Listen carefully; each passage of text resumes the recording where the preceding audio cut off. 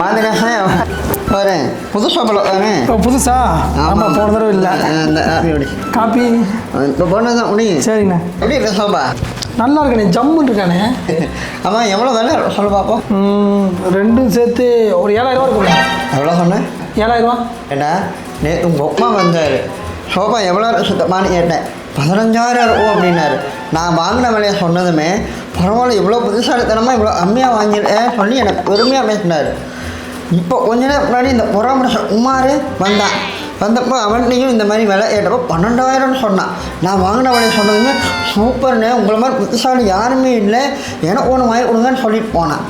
காலையில் ஊர் தலைவர்கள்லாம் வந்தாங்க அவங்கள்ட்ட கேட்டப்போ 10000 இருக்கும்னு சொன்னாங்க என்னை எல்லாருமே பெருமையாக பேசிட்டாங்க 2 நாளாக நான் எவ்வளோ சந்தோஷமாக இருக்கேன் தெரியுமா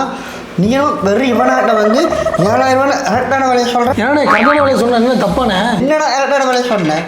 ஆளு மூஞ்சி மோகரம் அடையுது இந்த சொந்தக்காரன் இப்படி தான் என்ன ஒரு சந்தோஷமாக நிம்மதியாக இருந்தால் அவனை எடுத்து விட்றதுனே வந்துடுவீங்க